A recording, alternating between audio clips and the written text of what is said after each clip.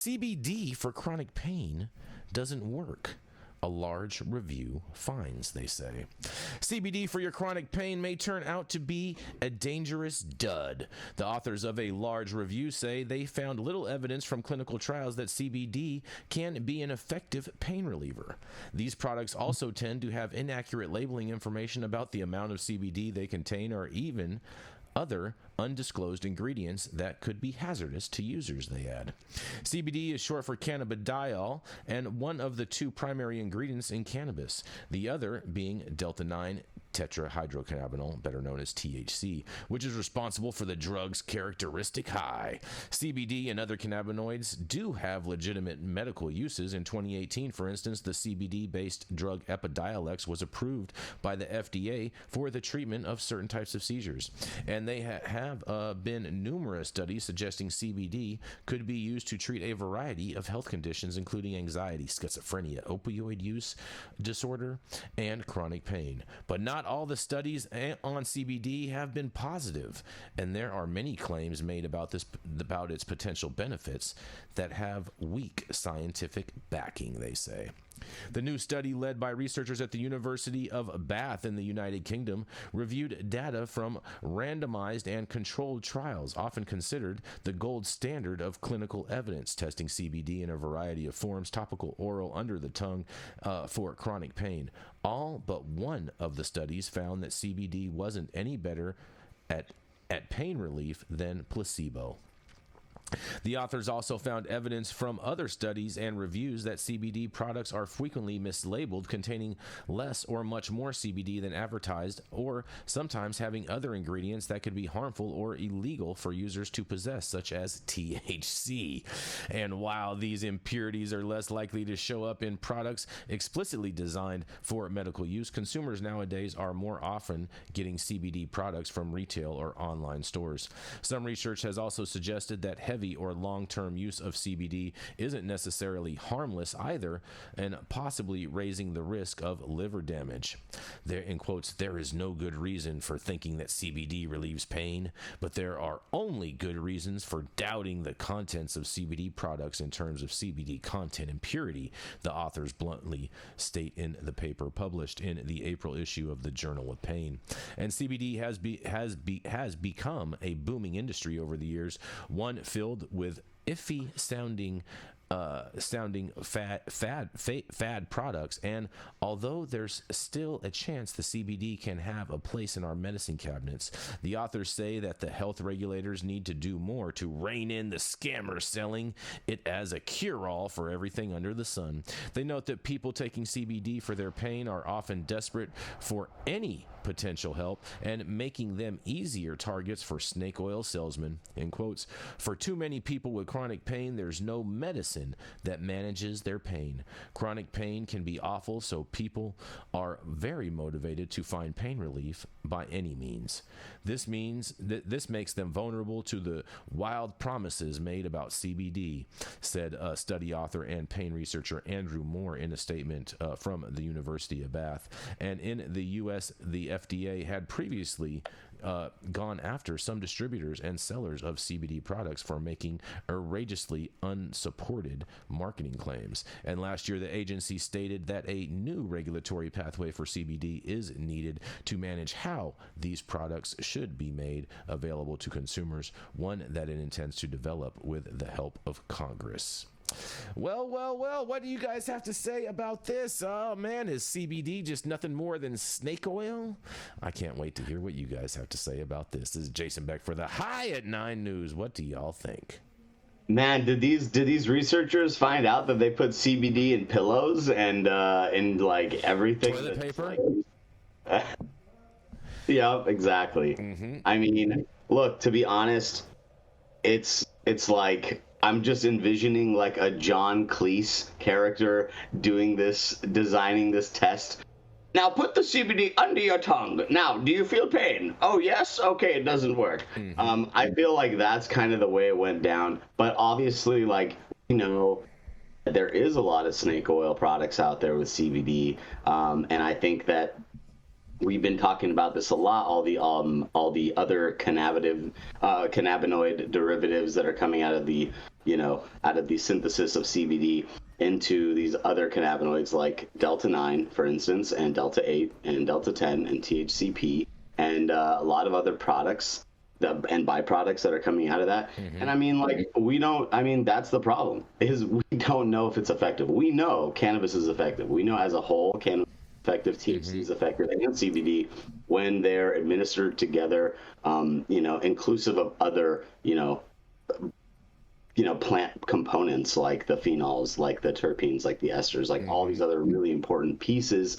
They all work symbiotically. So, full spectrum medicine is the key to that. And unfortunately, the way things are going and the way things go in the pharmaceutical world, full spectrum is like the antichrist. So they don't want to have a full spectrum product. Yeah, they want to have a 99.9% product that's, a baseline for their medical formulation. So I don't know what's like, is this shocking? I don't know if it's shocking, but I think that it's bad news for anyone that's a practitioner of the plant, because we're out here, saying the same thing, speaking at the top of our voices, saying whole plant medicine works for a lot of things that traditional pharmaceuticals do not help. So I don't know. It's my piece. I think that I think the article says that a lot of this stuff is mislabeled, is not tested properly, which is probably more of the case. So, what was the CBD they were actually using in this study? Right? Was it off the shelf stuff that said, "Hey, 2% CBD" or whatever it is that they used? Didn't really clarify that, right? So this study did not create any new data. And if you look at the article, it says that they aggregated the information from previous studies to come up with their opinion. And so while simultaneously noting that sometimes CBD is not as it's labeled, and of all the studies that they aggregated to create their study. So I don't know if that's a study on a study, study squared, study to the 10th degree, a cubed study. But of all the studies that this study studied, only one of the studies they studied said that CBD was effective against pain. The challenge that I have with your study on a study of the study is that, first of all, they didn't solve for the fluctuations of CBD potency and or mislabeled CBD. And so I don't think it's that CBD and snake oil are one in the same. I think it's that some people have sold products that probably contained little to no CBD and marketed it as having contained CBD. Yep. That doesn't get solved when you study the studies that had those inputs that you have no control over, and you don't have independent verification of the concentrations of CBD within whatever it was that was used in those previous studies. The other thing is that when they studied the studies, all of the other studies that they studied, I feel like fucking Dr. Seuss here, all said that CBD did not work effectively. So they aggregated all these studies, and all of the studies said one thing except for one other study. And then they aggregated that and they said, well, there's no there. The problem that I have, that can be worked out on this show without me having to disclose all of my psychological inadequacies. The problem that I have is that we have a lot of data that flies in the face of this article. And the data that we have comes from pretty reputable institutions, the National Institute of Health, of this, to that, to that. Now, I'm not trying to say that data that's created in Bath, England isn't suitable for a CBD bath bomb, but we already have all this information that says that CBD has anti-inflammatory properties that are exponentially higher than some of the other things that we use for anti-inflammatory properties, such as ibuprofen and Tylenol, yada, yada, yada. So would I think that this article scrapes off the face of the earth all the information that's been created that says otherwise? No, I don't. Not at all. I'd say go make your own data to solve for the potency or lack of supply chain confidence you might have. Don't aggregate other people's data. And if you're going to publish an article, explain to me how, if you're going to scrape off the earth all of the other data that says no, CBD is effective for anti-inflammation properties, explain to me how all of that is incorrect and that your study somehow trumps all that. And I didn't see that in the article, and I read the article we're covering today.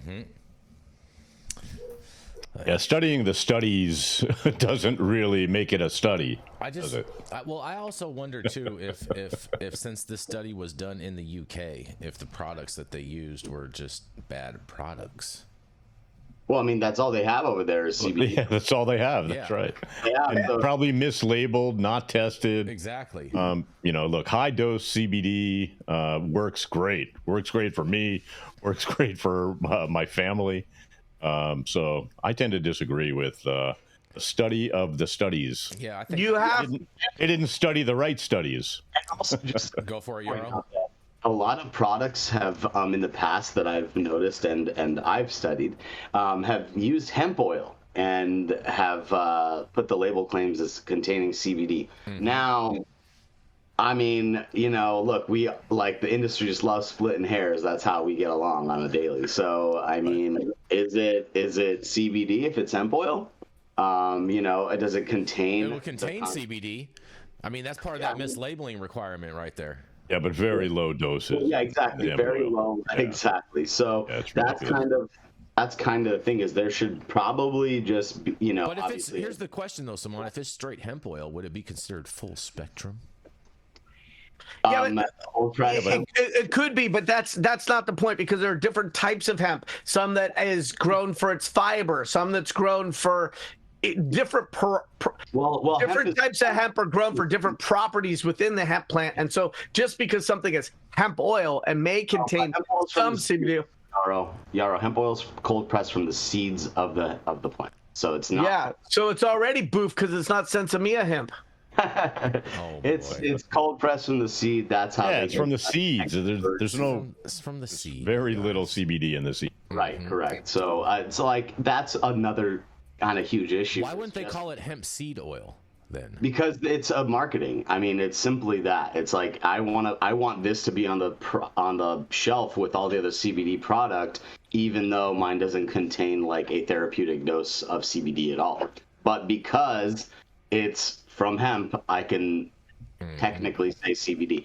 That's a lot of the problem. I think is just the marketing around these products. But I mean, that's never gonna get fixed. That's just gonna be a problem that's just exacerbated by the next genius marketeer that's coming out of wherever, like Nike. Loophole marketing. That's what it is. Fair enough. We got to go to a commercial. We're gonna be right back.